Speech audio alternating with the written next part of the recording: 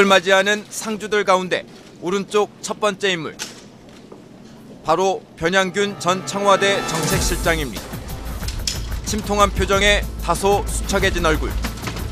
신정아 파문 이후 법정이 아닌 공개석상의 모습을 드러낸 건 당시가 처음이었습니다. 오늘 조선일보는 변양균 청와대 정책실장이 신정아 씨 문제를 처음 제기했던 장윤수님을 회유하려 했던 정황이 밝혀졌다고 보도했습니다. 제가 지금 참 난감하게 됐죠. 제 입장을 정확하게 표현하면은 참 할 말이 없게 됐다.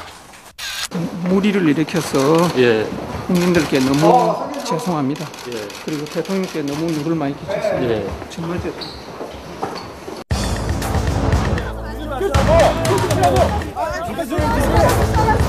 당시 많은 언론들이 변양균, 신정아 두 사람의 부적절한 관계와 각종 비리 의혹들을 쏟아내며 이를 권력 스캔들로 규정했습니다.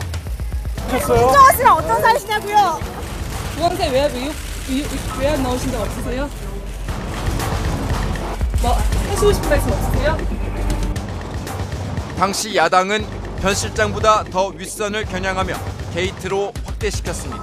우리는 보다 높은 차원의 권력 실세가 아니면 신정아가 그렇게 비상식적인 특혜를 받았다고 인정할 수가 없습니다. 일파만파로 커진 이 사건은 대선 전국의 변수로까지 작용했습니다.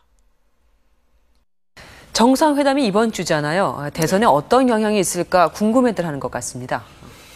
혹시 지난 추석 연휴 때 가족들 중에서 정상회담 얘기를 하는 걸 들어본 적이 있습니까? 신정아, 변양균, 이명박, 정동영, 손학규 얘기는 많았지만요. 검찰도 신정아, 변양균 파문을 권력을 남용하고 국가 기강을 문란케 한 사건이라고 발표했습니다. 과연 온 나라를 휘저었던 변양균 실장의 죄는 뭐였을까? 먼저 신정아 씨를 광주 비엔날레 예술감독으로 앉히기 위해 압력을 넣고 회유도 했다는 검찰의 주장에 대해 법원은 입증이 부족하고 죄로 인정하기도 어렵다며 무죄를 선고했습니다. 변 실장이 동국대에 외압을 행사해 신정아 씨를 교수로 앉혔다며 뇌물수수 혐의로 기소한 부분에 대해서도 법원은 신 씨가 교수가 된 게 어떻게 변 실장의 뇌물이 되냐며 무죄 판결했습니다. 기업들에게 미술관 후원금을 내도록 요청한 것에 대해서도 법원은 기업들의 문화예술 지원 사업을 요청한 정도라면서 죄가 안 된다고 판단했습니다. 그리고 쌍용 김석원 회장의 사면을 대가로 김 회장 부부로부터 3억 원을 받은 혐의 역시 돈을 줬다는 사람들의 말이 모순되고 신빙성이 없다며 무죄 판결했습니다. 이 3억 원은 진짜 구경도 못한 것을 가지고 또 공직자로서 가장 치명적인 그런 청렴성에 그걸 받으니까 굉장히 힘들어하셨어요. 내가 만약에 정말 이 돈을 받았으면 내가 자살을 해버리겠다 하는 아들조차도 혹시 오해를 할까 싶어서 아들한테 그런 편지까지 썼다고 하시더라고요. 그럼 유죄로 인정된 건 뭘까? 당시 동국대 이사장이던 영배 스님의 개인 사찰인 흥덕사에 10억 원, 그리고 자신의 처가 다니던 보광사에 2억 원씩 각각 특별교부세를 주도록 지시한 건데 이건 법에 없는 지원이라면서 유죄 판결을 받았습니다.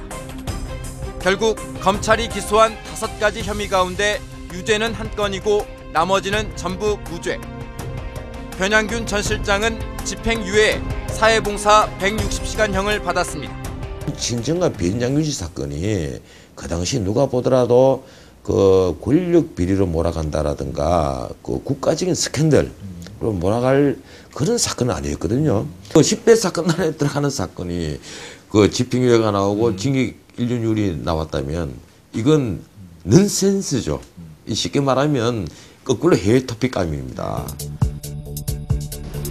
작년 7월 2심 재판정에 들어선 변양균 전 실장. 1심에서 이미 집행유예로 풀려난 상태였습니다. 어떤 부분이 지금 그 1심에서 잘못되고 생각하십니까? 하지만 이 당시에도 그 이후로도 과거 검찰 수사를 받던 때와 마찬가지로 아무런 말도 하지 않았습니다. 말씀해 주시죠. 본인은 뭐 일단 이 사건의 발단 자체가 본인의 부덕에 소치인 것으로 것을 인정하고 반성하는 입장이기 때문에 적극적인 해명을 한다는 것이 적절치 않다 이렇게 생각을 했고, 이거로 인해서 본인이나 가족들 또 주변 사람들이 잃은 게 너무 많기 때문에 후플러스도 변양균 전 실장에게 직접 전화를 걸어 인터뷰를 요청했지만 변 전 실장은 좀 더 시간이 지나야 얘기할 수 있다, 아직은 나설 수 있는 상황이 아니다고 거절하면서 검찰도 이젠 그런 식으로 수사하지 않는다고 얘기하고 있지만 이라며 말끝을 흐렸습니다. 변양균 전 실장은 경기도 과천 자택에서 대부분의 시간을 독서로 보내고 있으며 부인과 가끔 산책하는 것 외엔 외부 활동을 삼가고 있다고 측근들은 전하고 있습니다. 이정신 기자, 신정아, 변양균 두 사람 말고도 당시 사건에 연루됐었던 기관, 개인들 참 많지 않았습니까? 그중에서도 동국대가 후유증도 참 많이 겪었고 또 현재 큰 소송에 휘말려 있는 것으로 알고 있는데요. 네, 이 파문의 유탄을 맞았다고 볼 수 있는데요. 이 동국대의 소송 상대는 미국 명문 예일대입니다. 이 손해배상 청구 액수가 무려 600억 원에 이르는데요. 이 두 대학 사이에 무슨 일이 있었는지를 취재했습니다. 지난달 2일 동국대가 공개 회견을 갖고 세계적 명문 대학인 미국 예일대를 향해 포문을 열었습니다. 지난 2007년 저희 동국대의 명예를 심각하게 훼손했던 예일대가 여론을 호도하고 한 발 더 나아가 동국대의 명예에 또 다른 위해를 입히려 하고 있습니다. 두 대학의 갈등이 이렇게 깊어진 건 무슨 까닭일까? 그 출발은 예일대가 보낸 이 한 장짜리 팩스에서 비롯됩니다. 예일대학교는 신 교수가 동국대학교에 제출한 학위기가 허위임을 밝혀왔습니다. 최고의 지성을 자부하는 대학에서 이런 불미스러운 사태가 일어났다는 점 뼈아프게 반성합니다. 2년 전 신정아 씨의 박사 학위가 가짜라는 예일대의 통보가 온 뒤 동국대는 여론의 문매에 시달려야 했습니다. 이들은 재계나 동국대 내부 인사가 학력 유저를 알고도 신정아 씨를 임용하도록 압력을 넣었을 가능성을 계속 제기하고 있습니다. 사실 동국대로선 신정아 씨를 교수로 채용할 당시인 2005년 예일대가 사인한 이 박사 학위 증명서가 진짜인지를 예일대에 물어봤고 예일대가 곧바로 이 문제의 팩스를 보내 예일대가 발급한 게 맞고 직접 서명한 거다고 확인해줬기 때문에 교수로 채용했던 겁니다. 그런데 2년 뒤 예일대는 신 씨의 학위가 가짜인 건 물론이고 2005년 예일대가 맞다고 확인해준 그 팩스도 가짜며 심지어는 당시 동국대의 학위 확인 요청조차도 받은 적이 없다고 잘라 말했습니다.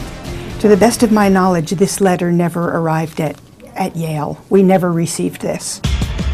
하지만 예일대가 가짜라고 한 문제의 팩스에 찍힌 발신 번호는 예일대의 것이 분명했습니다. 거기에 대한 답변은 이 팩스 번호는 맞다. 그러나 현대 사회에서는 이런 팩스 번호는 조작될 가능성도 있다. 라고 답변을 합니다. 그래도 국내 언론은 예일대의 말만 믿었고 동국대엔 의혹과